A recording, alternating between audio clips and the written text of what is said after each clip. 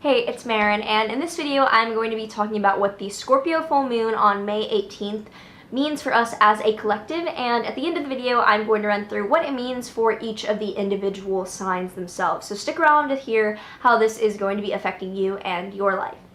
So this will be a Scorpio full moon happening on May 18th at 5:11 p.m. Full moons are times when the moon and sun are in opposite signs, in opposition to one another, and this means that for this full moon, the moon will be in Scorpio at 27 degrees of Scorpio opposite the sun at 27 degrees of Taurus, its opposing sign. Full moons are generally times of culmination for something that has started in our lives for the past 6 months. It is a time of completion or like a high point to celebrate or reveal something.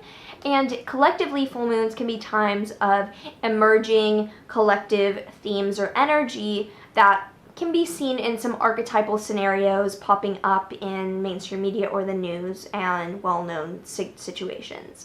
So the moon in Scorpio generally is concerned with intense feelings and the spectrum of the emotional experience for humans. The moon is in its fall in Scorpio because it is exalted in Taurus, and when its planets are in the opposing sign to their exaltation, they are said to be in their fall because their significations tend to not manifest as healthily in that sign. Not to say that the moon in Scorpio is like a bad or unwanted placement. It's just that the moon significations of bodily functions, of emotional tides, of day-to-day changes tend to struggle more in a sign already concerned with intensity and crisis and fluctuation, because the moon's emotions and the body significations, we don't necessarily favor those when they are in crisis mode of polarized situations.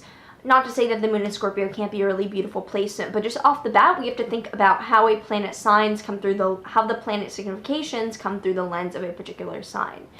And Mercury will be also under the sun's beams across the sky in Taurus, meaning that the Mercury will be conjunct the sun, but not within a degree, because when a planet is under the beams of the sun, it's said to have its significations kind of overshadowed and have its associations made hidden or made deceptive in some way. If it's within 1 degree of this, it's said to be in the sun's chariot, and it's actually not harmed by the sun's beams.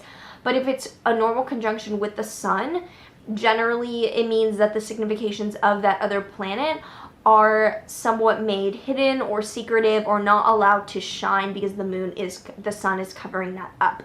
So hidden matters or something secretive might be coming to a head with a full moon with Mercury under the sun's beams, or we might be having strong feelings about keeping a secret. The Scorpio moon indicates that we may have this intuitive kind of psychic feeling that something secret is going on, or we have these internal strong feelings about secrets that we are holding ourselves. And secrets aren't necessarily bad. It could be like a surprise party, or we're keeping something under wraps to reveal it at the right time. But any side of this deception that we're on, whether we're being deceived or being the deceiver, that depends on where it's hitting you in your chart. But overall, this lunation indicates a dynamic of guarding secrets and knowing that something is being hidden. There's this illumination to words that are being unspoken. And this is not necessarily bad or good, but we can expect things in the media, maybe for crises or for hidden situations, to become illuminated, not in the way that they were designed to be. The band-aid will be ripped off things, truth will be shown to situations that we didn't even know we were necessarily being hidden about, and they don't have to be bad or good. It's just kind of like, oh, whoa, that's coming out now. Okay, I guess that was about time. The sun and Mercury will be trine Pluto and all the other Capricorn planets, Saturn, and then the south node of the moon.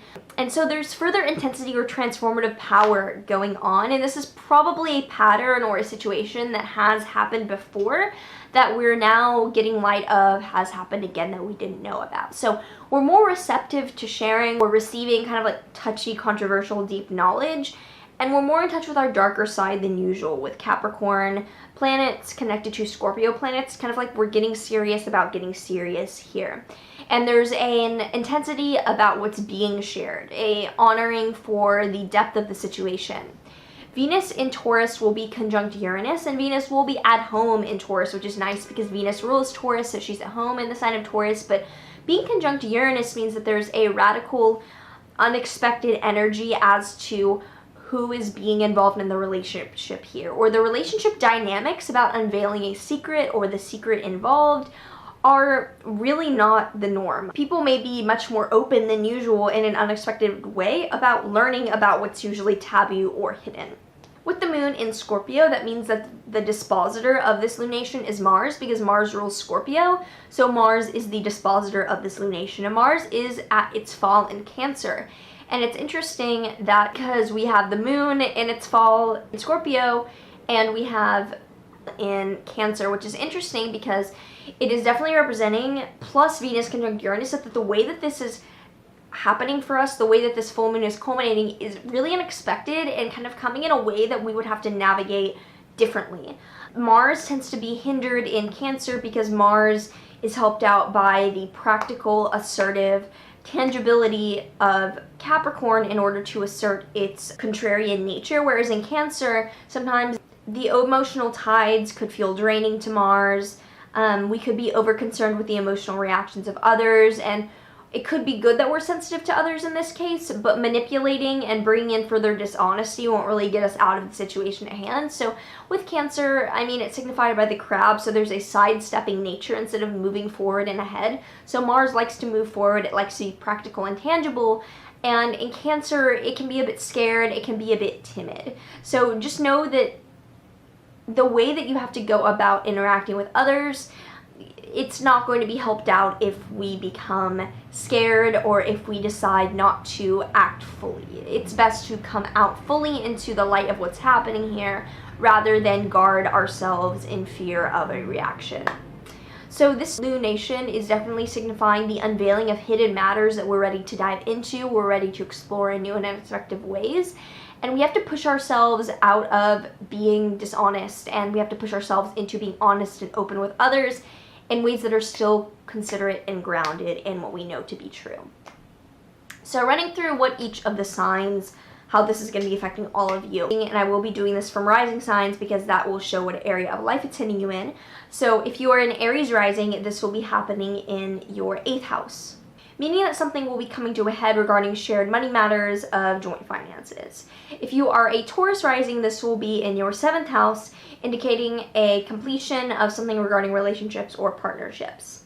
If you are a Gemini rising, this will be in your 6th house, relating to a culmination of something regarding coworkers, health, or daily routine.